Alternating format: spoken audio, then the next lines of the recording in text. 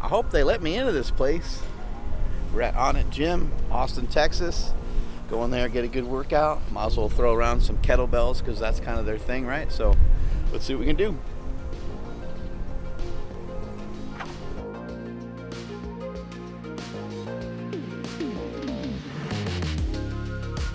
Okay, so this used to be, I believe, like their distribution area. So like this is where they keep a lot of the stock.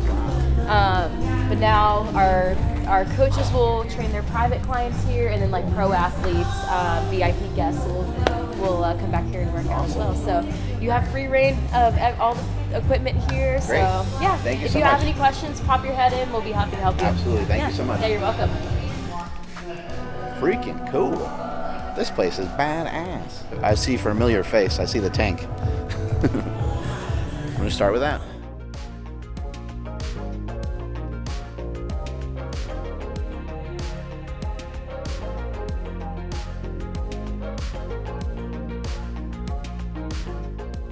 Gonna keep doing that circuit right there. So I'm gonna go back to the tank, and back to the twist, and back to the kettlebell.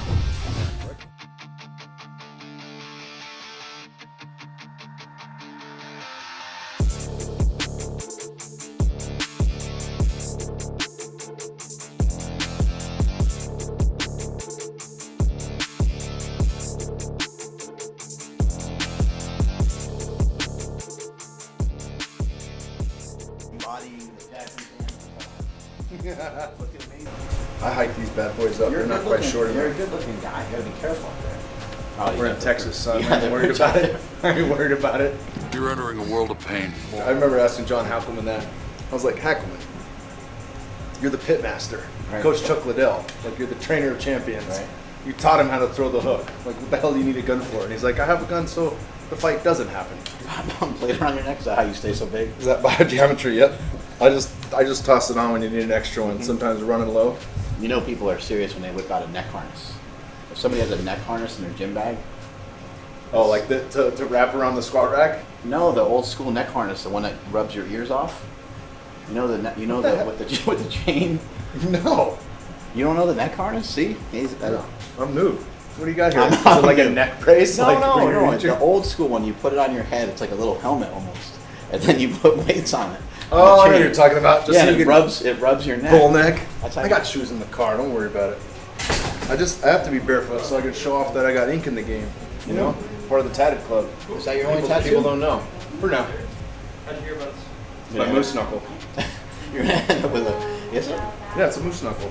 Yeah. My wife's got a camel toe. But in Same spot. That's awesome. Same spot. Moose knuckle and the camel toe. What do you have on the ranch? You have horses? No. There is a horse barn, which is now like a ceremony center. It's massive. That's cool. You can watch that stuff all day. Tosh, you can. That's the whole point of it, is to just draw you in, suck your attention away. Mm-hmm. And then in between, they tell you to give up your guns and go get a jab. You just subliminally implant that. It's not subliminally anymore. I'd like to say that ship has sailed, but it hasn't. I enjoy beating up the bag. My son's a jiu-jitsu right across the street at 10th Planet, and Muay Thai there, so I like brushing up, staying loose. It's just, if I'm gonna do cardio, that's my fun cardio. It keeps me honest too, because if I get too strong and stiff, then I can't move, Can't I can't rotate at twist, all? and I'll feel That's the that kind of first. stuff I'm trying When to I work start on. kicking like this, and I have like no hip That turnover. looks like the way I kick. He like nailed it perfectly.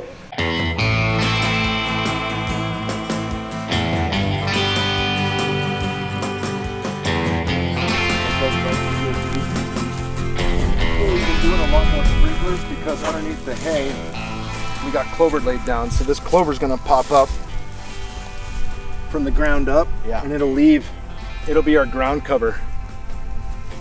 We got lilies just planted in here. Those are gonna get really big. They'll help prevent evaporation.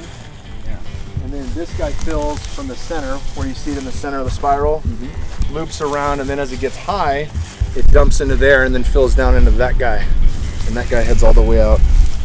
But everything you see here is gonna be fucking green eventually. There'll be no brown anywhere.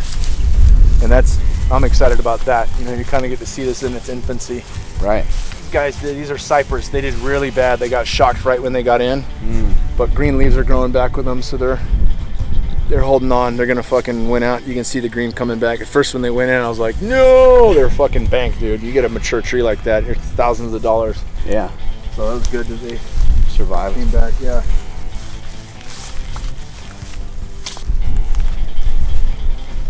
Everything here has ramps, so it's meant to be walked and played on. And butterfly.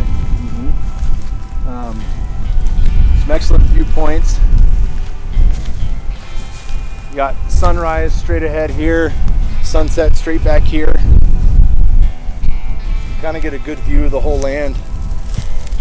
And then a lot of this stuff, we put comfrey in. It's like a little bulb. It makes like an 18-inch spike and helps trade water and nutrients with the tree. And then it rolls out down the hill as a ground cover that looks really pretty and flowers. So lots of cool shit. It's like just barely coming up right now.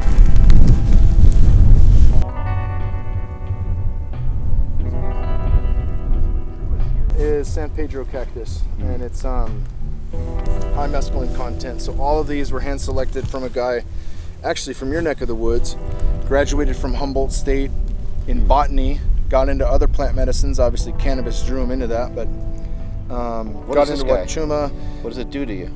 Well, it's like a, Or for you? it's like organic MDMA, Oh, okay. you know, like Mother Nature's heart opener.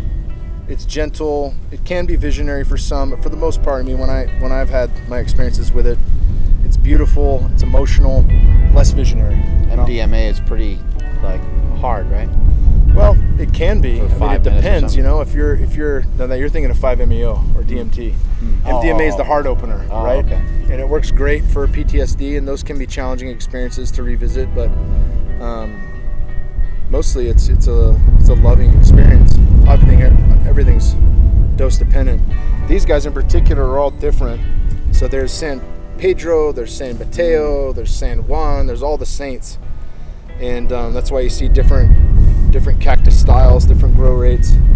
But these are all really cool. Completely legal to grow anywhere. You can grow it in California. If you harvest it, that's a different thing, right? So thankfully we've got the nonprofit These going for that. plants just kind of continue to teach you that you don't know much of anything. Pretty much every time, you know. Wouldn't you I'm like, kinda say I that, know right? what I don't know. Like you don't know nearly as much about yourself as you think, right? Yeah, there's always more. It's an infinite well. A lot of right? soul searching. Sounds like you learned this stuff pretty quick. Have you noticed anything from fighting where you have a hard time remembering certain things or anything like that? The thing in sparring was worse to me than any fight. You know, like I've had a flash KO from Jimmy Manawa. Glover Teixeira beat my ass worse than anybody ever by far. But Right. even those fights, you know, I'm talking about 2 punches and a few elbows. Like it's all the training with Kane and DC and Luke that probably dinged me up more than any of the fight totals. Yeah, you those know? guys are pretty rough. That's Monday, Wednesday, Friday for years before we Yeah. started cutting back on sparring. And yeah, it's really like I'll notice it, and it's happened more this year where I'm on a podcast, and if I'm not in ketosis or running ketones, I lose my fucking train of thought often. It's embarrassing when I'm like, hey, what was I just saying? And then you're probably a little bit like, is that just because I mean, it's not like you're old, but is that because I'm 40 or is that because I got punched in the head? Yeah, I know it's a combination of the two. Because I lose a little bit of stuff just anyway. Yeah. And I haven't been concussed nearly as many times as you probably.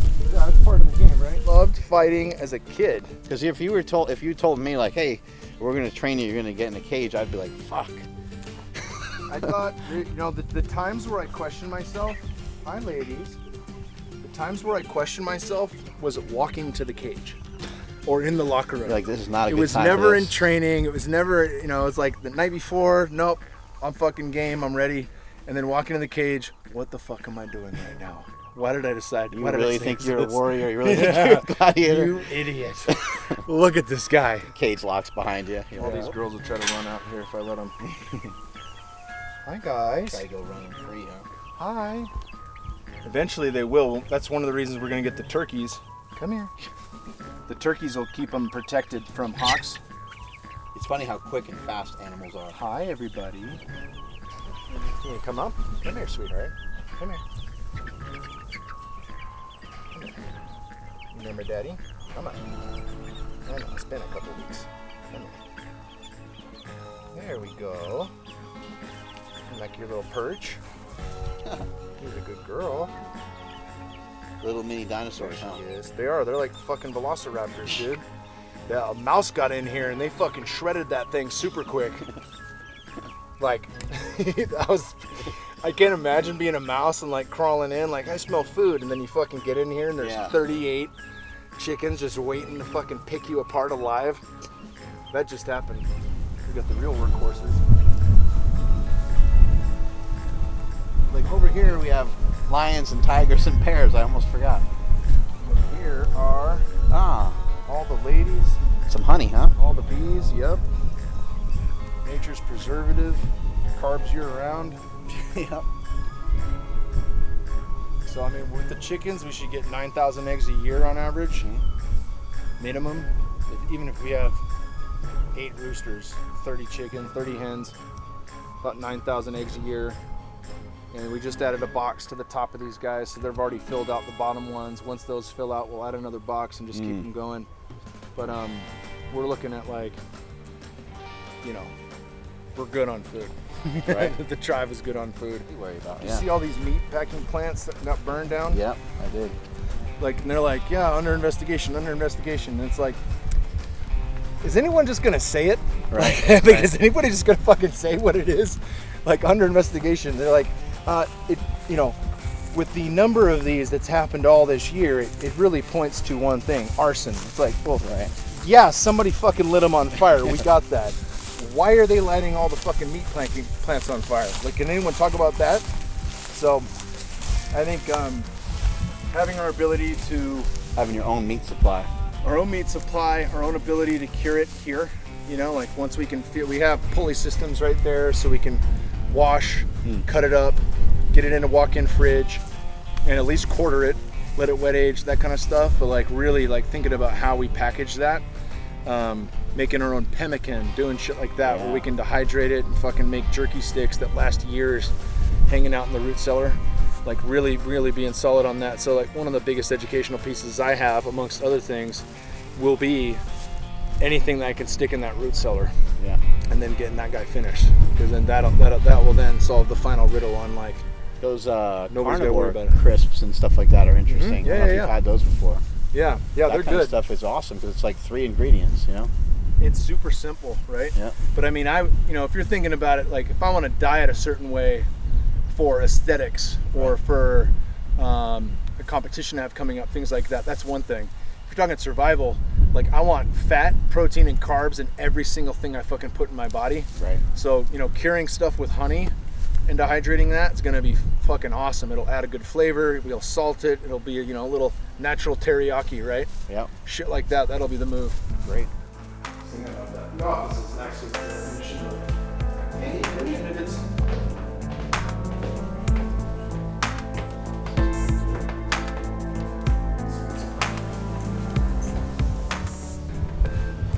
Worship this guy. Whoever that guy is. I don't know if that would be good, having that many arms. This is Aubrey's Apocalypse House / where we host all the coaches for Fit for Service events. And it's the room and board for people that participate in journeys. Cool. So it's multi-function, multi-use, but it's a rad space. It gets used a lot. So it's not like just some spot in the Hamptons you go to once a year, you know, like it's used all the time. Yeah. Which is cool. You know, so I think of those little upticks. And you can't do it all the time, you know. Like I remember I was training with Burdick. We were just talking about our boy Jesse before the podcast out on the farm. I was training with Jesse, working on like getting a deadlift PR while I was trying to fucking do my first 55K ultra.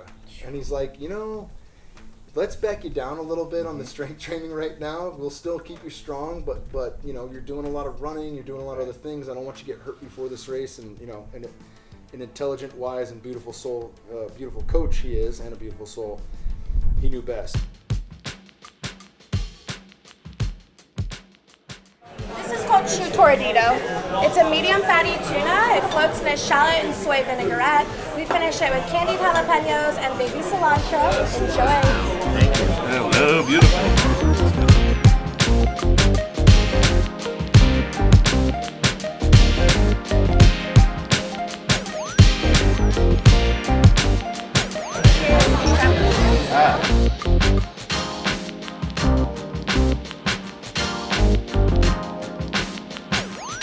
That's a party in your mouth. This is how the conversation actually started. I'm a Delta guy, so I've made a joke like, yeah, what if I was Diamond? Like, oh, we might know you, or something like that. And there was a joke that we have with the Delta people.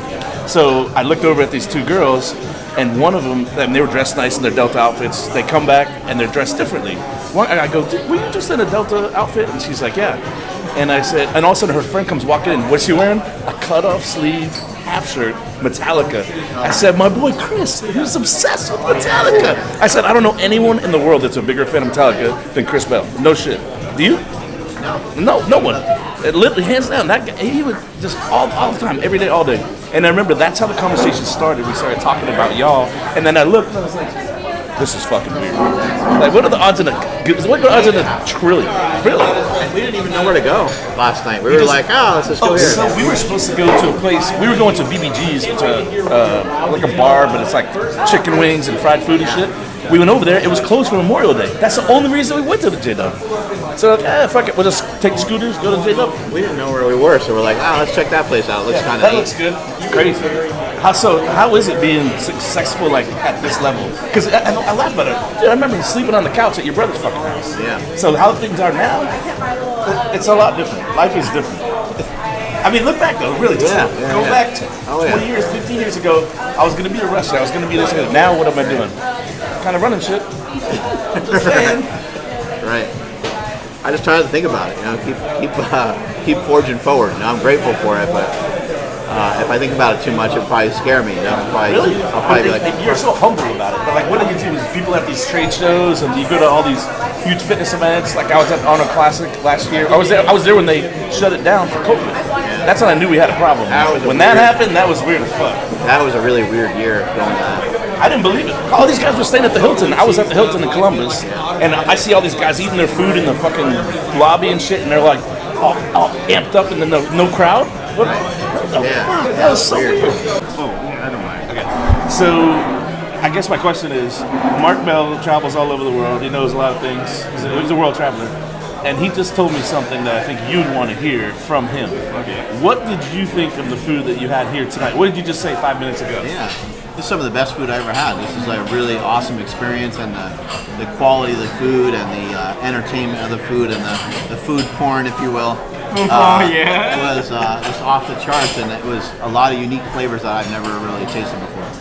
Yeah, we try to be very traditional, but we different toppings for other restaurant to make a different taste. Yeah. What inspired you to make all these crazy, over the top? I mean, I eat sushi all the time, but this is the best spot I've ever had in my life too. What makes you like? Where do you come up with this stuff? Like, I know you and Andy collaborate and do stuff, but like, what makes you come up with these ideas? So for me, I go out eat a lot. Okay. Doesn't matter Japanese. I go Italian restaurant. Today I went to like American cuisines. I go Mexican food, Peruvians, whatever. I see something interesting, I take idea and put in Japanese cuisine. So do you remember that one thing that you liked was like, that's awesome, let's do that? Yeah. And what makes you think of the fish to pair it with, and like, where do you come up with that? When I eat, I don't want to judge it, but when I see, if I was them, I'm gonna put this fish instead of this fish. Oh, so really? instantly I think about it. Maybe this one can be better, and then come back to the restaurant. I try something. Okay, it's good. And then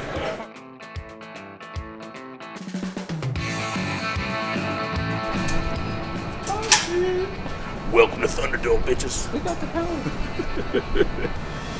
Welcome to another edition of Thunderdome! I'll let you go first. Right this way, gentlemen. Smell good.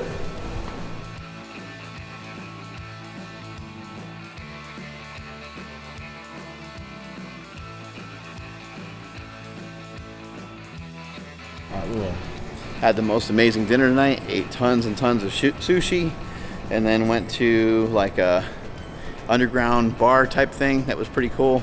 And it was fun running into an old friend and an old buddy. He treated us really, really well tonight. So super appreciative of that, and looking forward to tomorrow to see Tom Segura and then hop on 2 bears, 1 cave. Strength is never weakness, weakness never strength. Catch you guys later.